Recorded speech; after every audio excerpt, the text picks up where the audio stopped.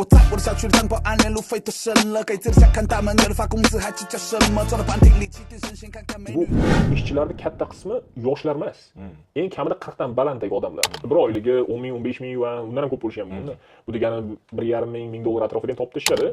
Lekin ishi ham oson. Assalomu alaykum hammaga. 200 men podkasti davom etadi va yangi sonimizda yangi mavzular haqida gaplashamiz. Bugungi mavzuyimiz nima edi o'zi? Bugungi mavzumiz mana juda ham ko'p so'raladigan mavzulardan bittasi. Xitoyda ishlar ko'pmi yoki mana ko'pchilik O'zbekistondan Rossiyaga borib qurilishlarda ishlaydi. Shu mendan ko'p so'raladi, balki sizdan ham so'raladigan savol bo'lishi mumkin. Bir oyda bir marta. Qurilishda ham hech bo'lmasa qurilishda birorta ish topsa bo'ladimi degan savol juda ham ko'p. Bu juda ham nima deydi? Doimiy takrorlangan fikrda, chunki bir oyda bir martadan ham ko'p savol berib turishadi tanishlarim. Sen o'zing Xitoyda yashaysan-ku, bizni ham chaqir. Ish topib berish iloji yo'qmi? Stroykada bo'lsam ishlab ketaveraman degan gaplar bo'ladi.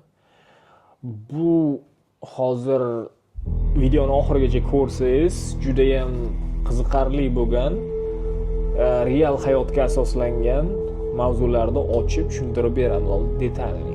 Chunki mana shunaqa, masalan, Xitoydagi ishchilar haqida gaplashadigan bo'lsak, qurilishga e'tibor bersangiz, ayol ishchilar ham bor, erkak ishchilar ham bor. Buni rasmlari ham bor. O'sha shaxsan o'zim olgan rasmlarim ham bor. Ko'rayotganimda, ishchilar ishlayotganida ko'rganim. Bir kuni ko'chada ketyapsam, ayol arava ishlab turibdi, beton qorishyapti-da, qum uchun. Erkak kishi lopatka bilan anini solyapti-da. Keyin yana sal yursam, yana bitta ayol lopatka bilan qum solyapti, erkak kishi o'sha aravasida ushlab turibdi. Qurilishda bo'layotgan jarayonni aytyapman hozir. Keyin e'tibor berib qarasam, bularda bunaqa ekan, ko'p davlatlarda bunaqa qilmaydi-da ayollarni ushlashi. Bularda mana shunaqa bu yerda ikkalasi ham, ayol ham erkak ham ishlagandan keyin stroykaga ishlashga kelish foydasi yo'q-da. Keyin undan tashqari ham yana bitta narsa bor. E'tibor bersangiz, bu ishchilarning katta qismi yoshlar emas. Eng kamida 40 dan balanddagi odamlar. Nimaga bunaqa bilasizmi? Chunki Xitoyda chekka o'sha qishloqlardan, shaharchalardan bu ishchilar keladi. Bular masalan kollej yoki bironta anaqa diplomli narsalar yo'q. Bu potensial o'shanaqa ish tajribasi ega, qurilish ishini qilib kelgan va karyera qurish haqida ko'proq o'ylamaydi. O'sha shaharlarga keladi, potensial o'sha ishini qurilishda davom ettirib ketaveradi.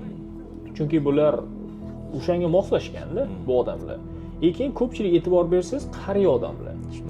Nimaga deb bir kuni qiziqib ko'rganimda, chunki yoshlar hozirgi kunda dastavchikka ishga o'tib ketadi yoki ba'zi bir savdoga, yengil ishlarga kirib olgan. Chunki mana texnologiyani biladi.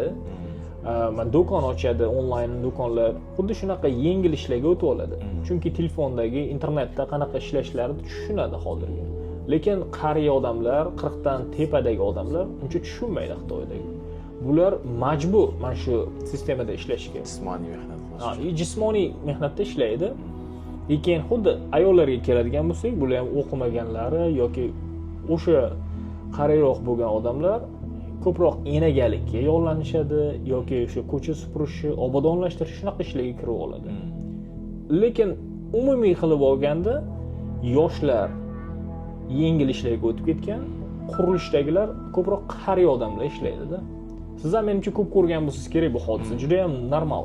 O'zi ishlar bilan yoki boshqa narsalar bilan shunaqa o'zi qurilish nima deydi?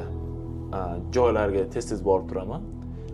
Keyin ko'raman, ayollar bilan erkaklar teng-teng ishlaydi. Siz aytganingizdek, umuman hech qanaqa ayol kishiga sal yengilroq ish qilishmaydi. Masalan, bir xil ishni boshlashadi, bir xil tugatishadi. To'lanadigan pullari ham bir xil. Bu degani O'zbekistondan agar kimdir kelmoqchi bo'lib, ishlamoqchi bo'lsa, competition beti musobaqa deydimi? Juda ham katta.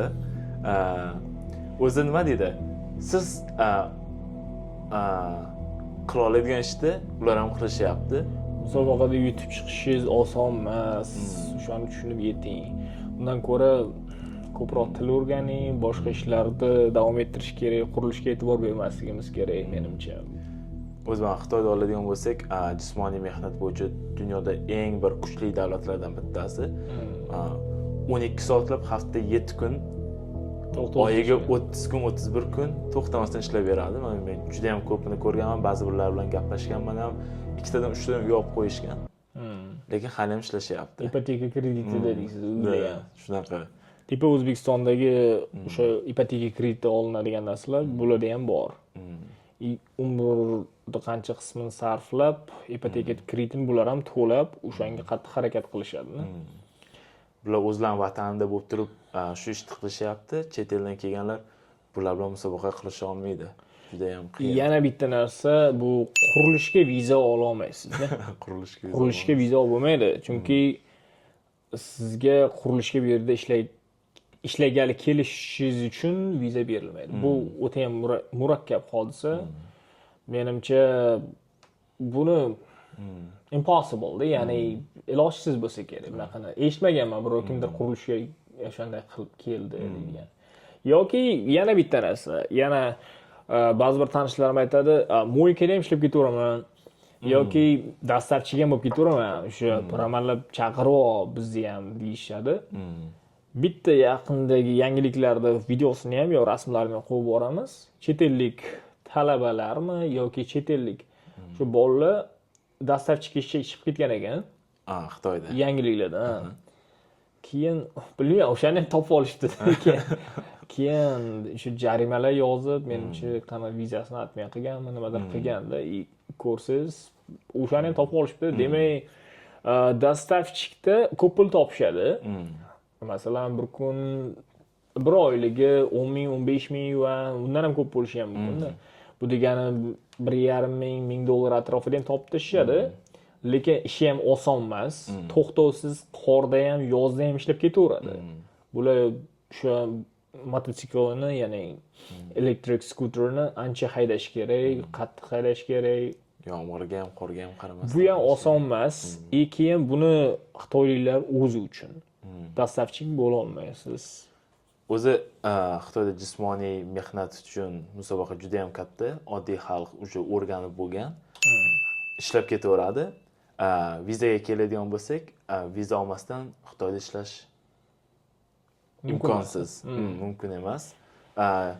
O'zi vizaga keladigan bo'lsak, oxirgi marta vizaga topshiradiganimda ko'rgandim, 3 ta o'zining standartlari bor. 3 ta juda ham muhim narsalardan bittasi educational anaqa. Masalan, kamida magistraturani bitirgan bo'lish kerak.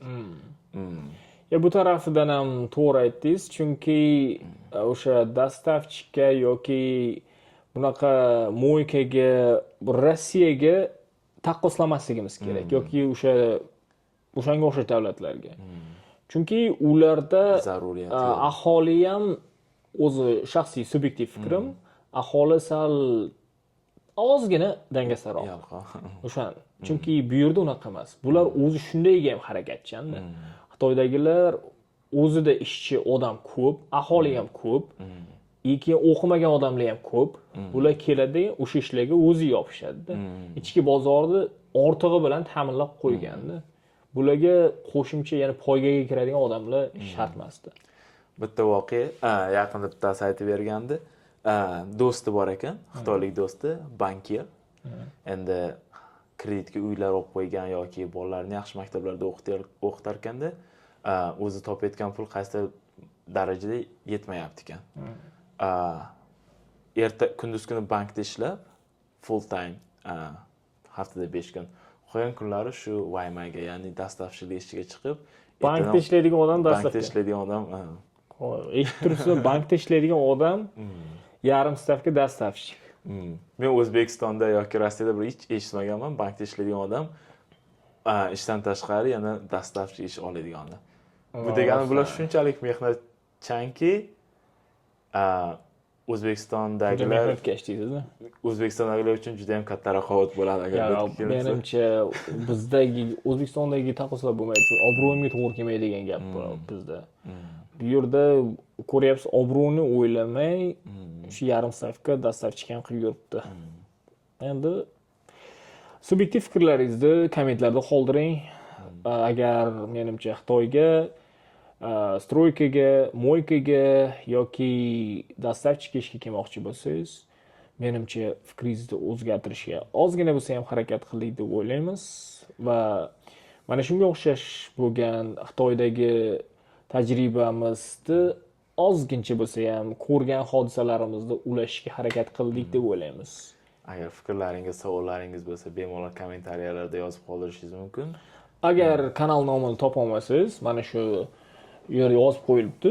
Mana shuni yozsangiz, Kuzman kanalida hammasi mana ko'rganingizdek YouTube va Instagram, Telegramda ham bormiz. Yaqinda YouTube va Facebookda ham bo'lamiz. Hozir bizda nima deydi? Shunaqa vaziyat. Savollar yoki fikrlaringiz bo'lsa, yozib qoldirishingiz mumkin. Bizda hozircha shu imkoniyatlar bor. Sizga javob qaytara olishga nima deydi? Anisi katta, probabilitysi katta.